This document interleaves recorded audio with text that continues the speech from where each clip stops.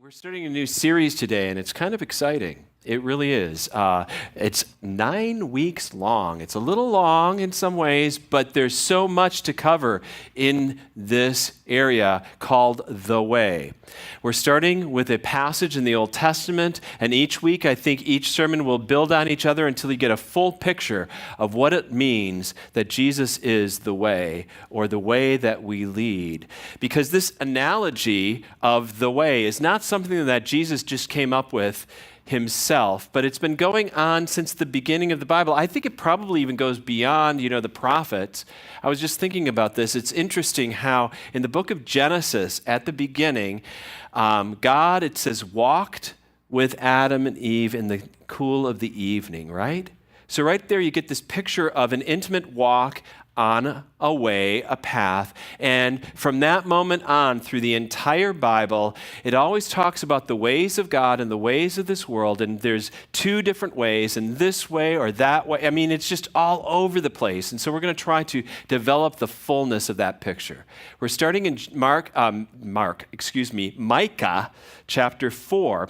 And I don't know if you know this too. This is one of those odd Bible what's odd about it is that it's not just Micah 4, but Isaiah chapter 2 has many of the same exact words. Okay? But we're in Micah chapter 4, and you can follow along with the sermon notes in the app or read it on the screen right now. This is Micah 4, 1 through 5. It shall come to pass in the latter days that the mountain of the house of the Lord shall be established as the highest of the mountains, and it shall be lifted up above the hills, and people shall flow to it. And many nations will come and say, Come, let us go up to the mountain of the Lord, to the house of the God of Jacob, that he may teach us his ways, and that we may walk in his paths. For out of Zion shall go forth the law, and the word of the Lord from Jerusalem. He shall judge between many peoples, and shall decide disputes for strong nations far and away. And they shall beat their swords into plowshares, and their spears into pruning hooks. Nation shall not lift up sword against nation, neither shall they learn war any more. And they shall sit every man under his vine and under his fig tree, and no one shall make them afraid. For the mouth of the Lord of hosts has spoken. For all the peoples walk, each in the name of its God, but we will walk in the name of the Lord our God forever and ever. The Way. That was the first name, actually, given to this fledgling movement in the book of Acts, the Way.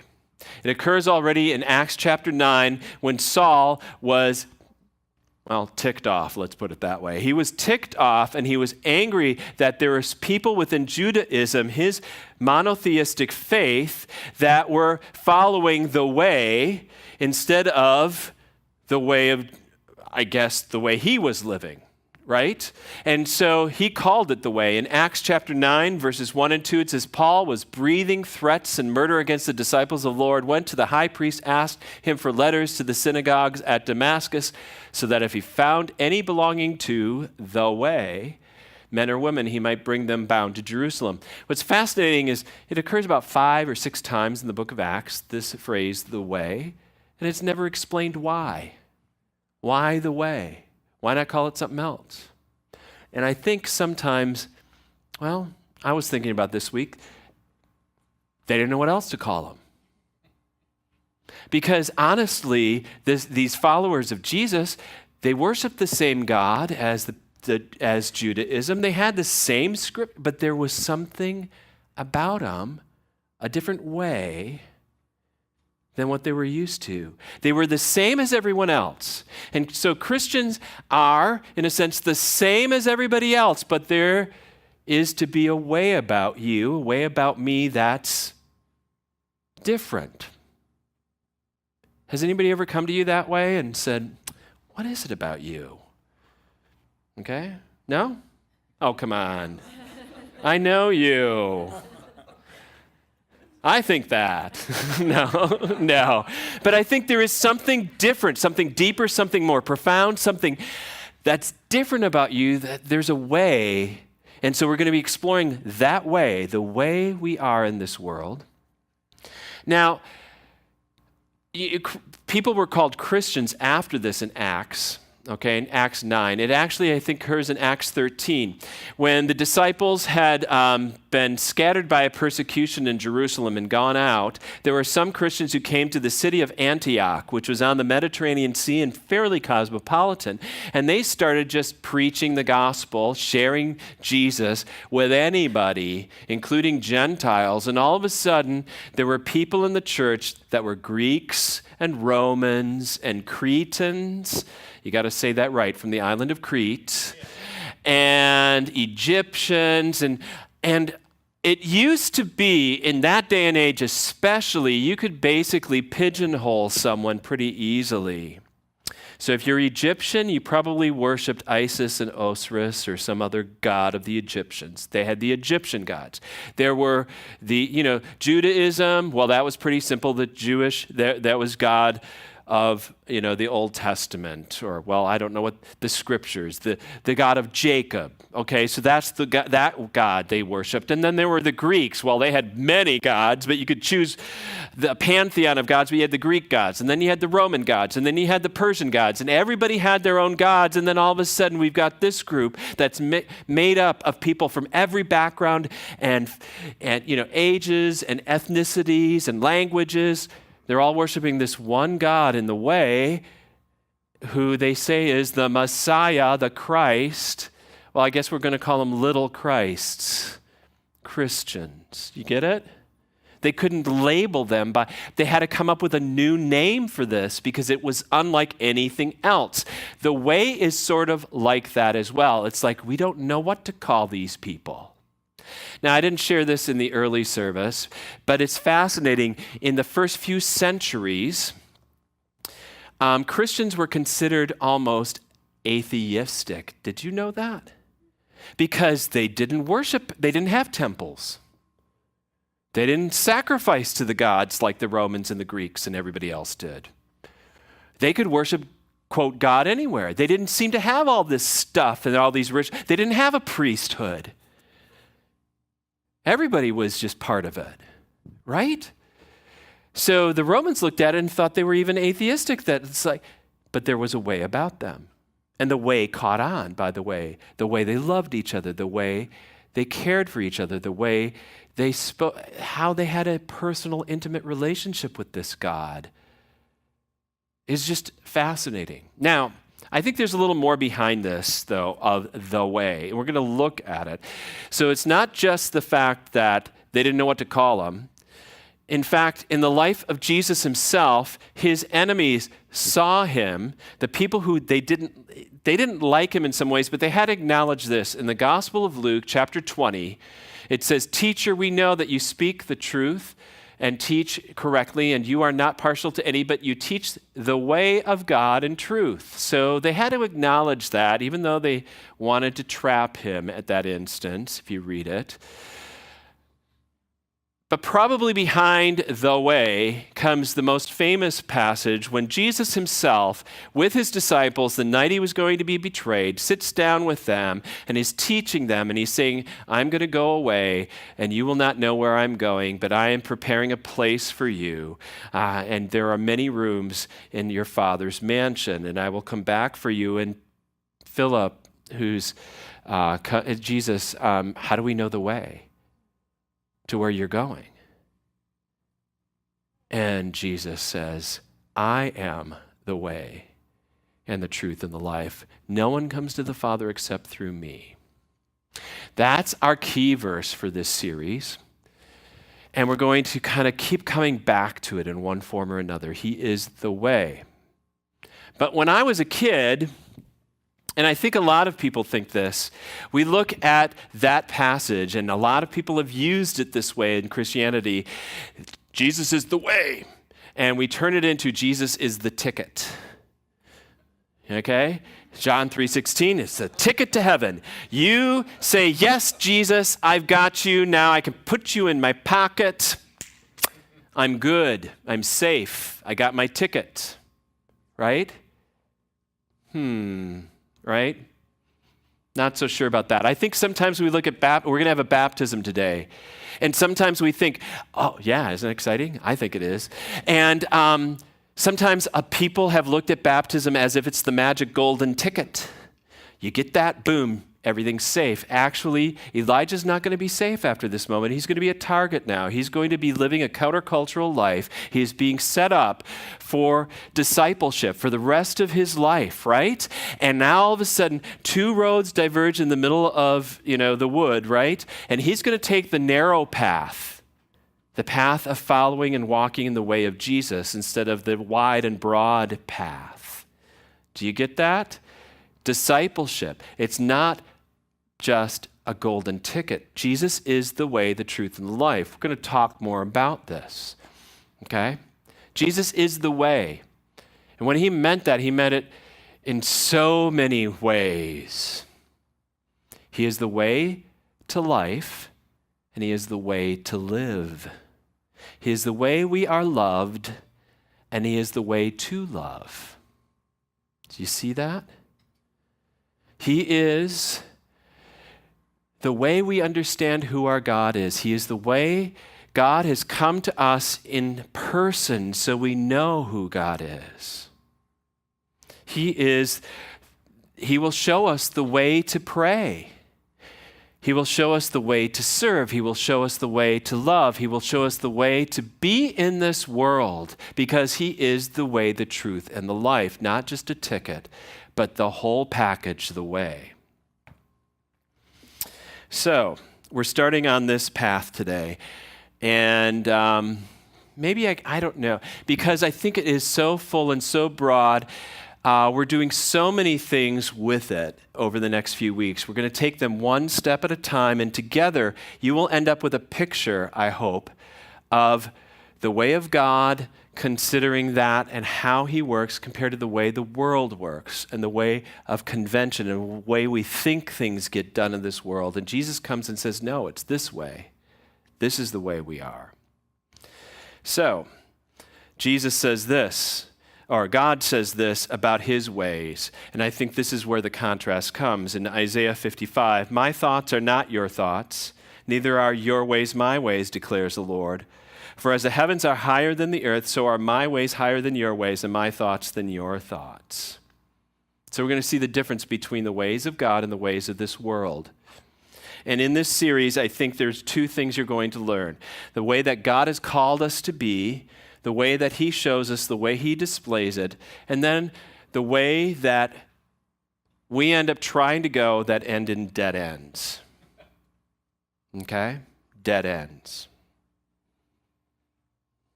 I like how Eugene Peterson puts it. I think this might give us a real understanding of this. Only when the Jesus way is organically joined with the Jesus truth do we get the Jesus life. That's something to think about and memorize and simmer on for a while. The Jesus way, the Jesus truth, the Jesus life. So, we're starting in Micah 4, and we're going to find three ways that God's way in this passage is distinct from the way the world works often, the dead ends that we see. The first is that God's way is a way of peace that we find in this passage versus the dead end way of force. The second is God's way is a redemptive way, a way of redemption versus the way of retribution that often happens. And finally, God's way is a personal way versus the way of mass marketing that we so often use today. Let's start out, though, with the peaceful way. Now, you might be going like, wait a minute, everybody wants peace. Everybody's striving for peace. Everybody's trying to get peace, right? The question here is how? Just think about that. How do we get peace? How do we get there? And the way the world works is peace comes through force, coercion, legislation, laws, or war. And what I've noticed, at least, I've heard again and again, this is the war to end all wars.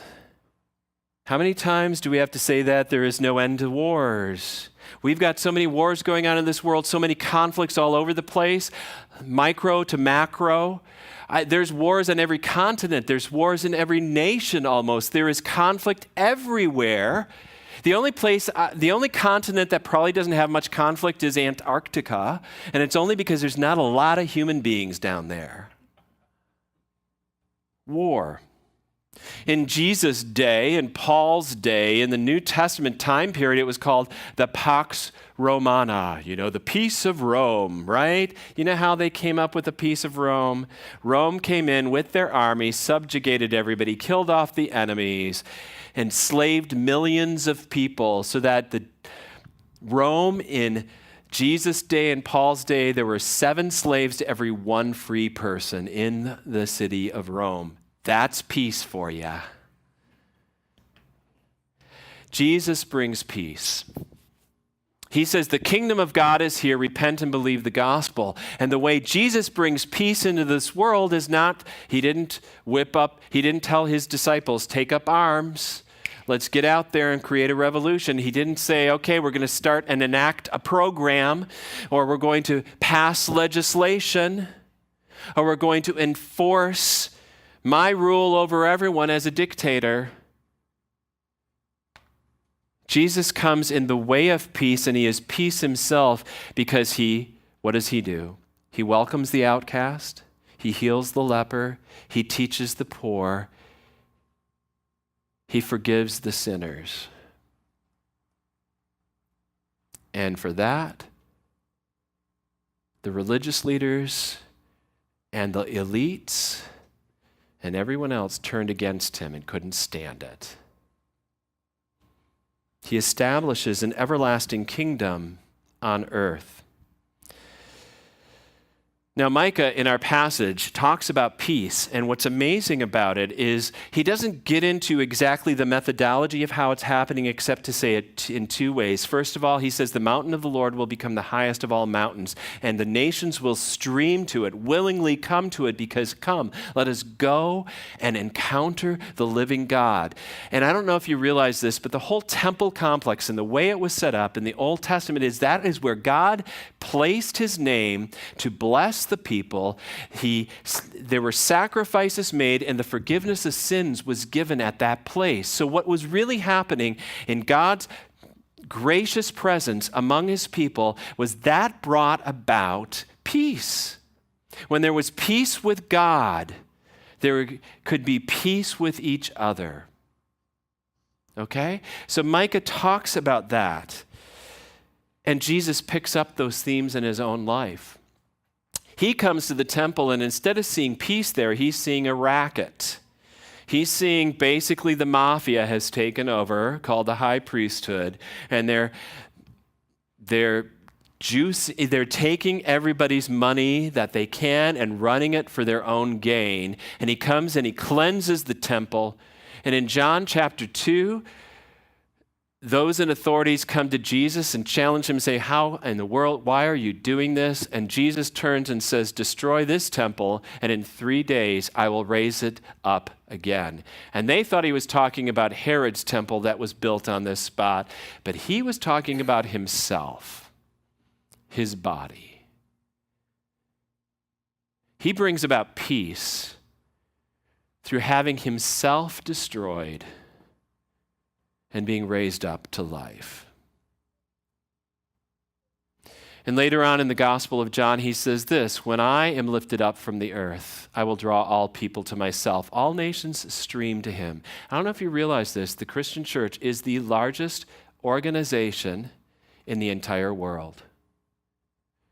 And there are people from every culture, every tribe, every language, every nation that have streamed to Jesus and find in him their peace.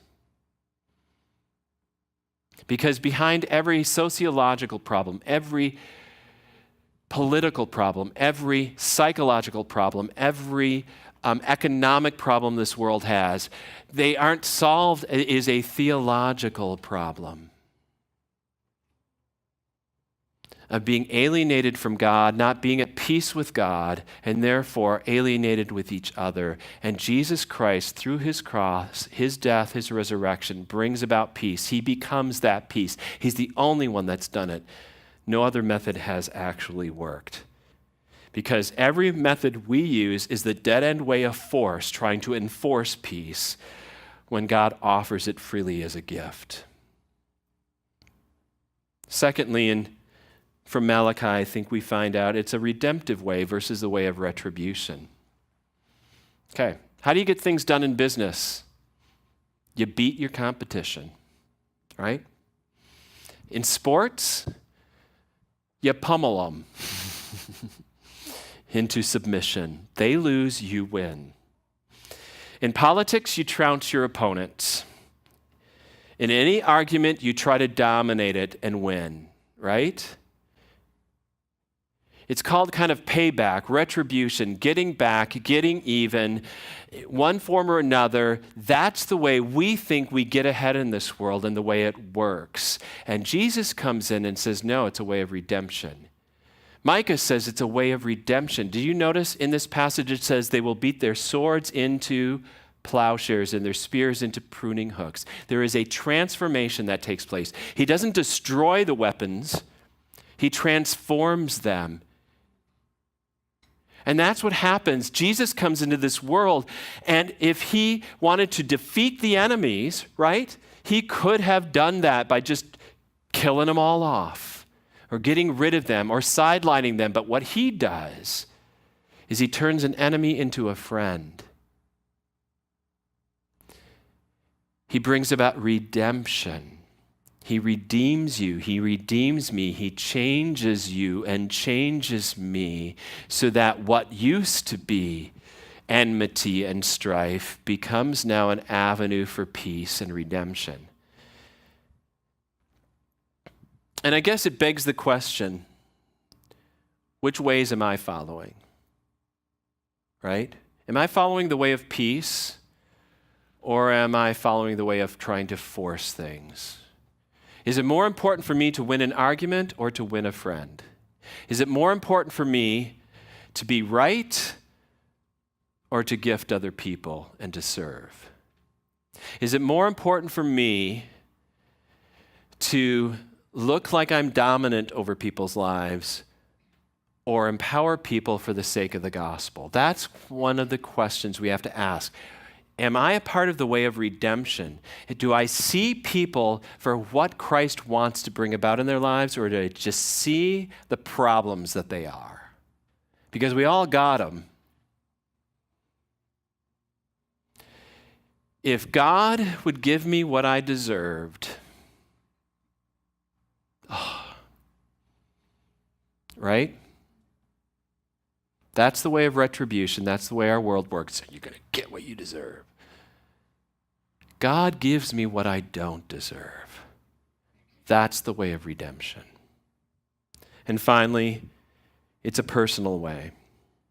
You know, mass marketing, some of you might be studying it, I don't know.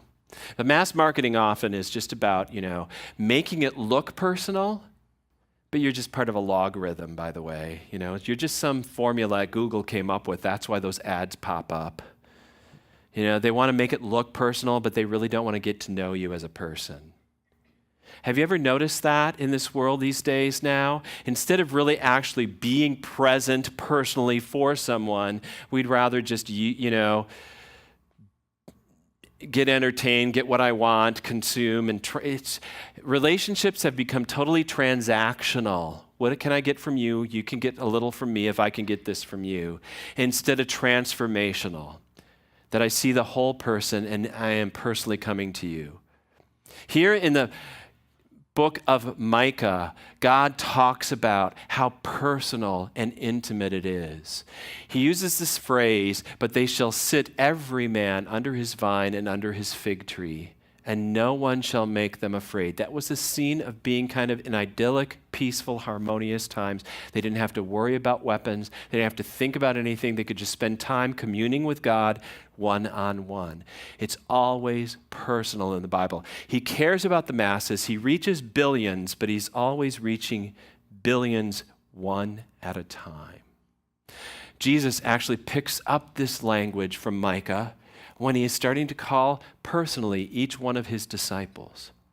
And one of them, Nathanael, in John chapter 2, is kind of cynical about this Jesus guy in the first place. Yeah, right. He's from Nazareth. Are you kidding me? So when he meets Jesus for the first time, he goes, I can't believe this guy could be the Messiah. And Jesus turns to him and says, before Philip called you, I saw you under that fig tree. I saw you communing with me, communing with God. I knew you personally. Do you realize today there might be dozens of people here? There could be millions of people here. But no matter what, God is calling you personally, one by one. He knows you inside and out. He knows everything about you. And he wants that intimate, personal relationship with you. I love how Eugene Peterson says it. He says, Jesus is an alternative to the dominant ways of the world, not a supplement to them. We cannot use impersonal means to do or say a personal thing, and the gospel is personal or it is nothing. And that's kind of the question. You know, I've prayed many times over the years. I've wanted many people to come to faith in Jesus Christ, but I always seem to want it to happen in some impersonal way. You know, they saw the billboard and they got saved. They turned on the radio and they listened to a Christian song and cha-ching, it happens. Those are sometimes very impersonal means, and maybe God can use them. But what we see not only in the person of Jesus, but in the persons of the disciples and the early church is almost always God's protocol is to personally save someone through another person bringing that personal message to them. And it does, on our part, it's sacrificial. I can't just give them stuff or information. Jesus is not about information. He is about forming in you and forming you into the one he really wants, the best you can always be. The main thing God gets out of you is not stuff or things. He's not looking for power or dominance in this world. I love how Dallas Willard says, the main thing God gets out of your life is not the achievements you accomplish, it's the person you become. I am the way, the truth, and the life. Jesus is personally inviting you to walk in his ways, to follow his paths, to become part of the way of peace, the way of redemption, the way of being personal. And we're going to ask that God does that in us.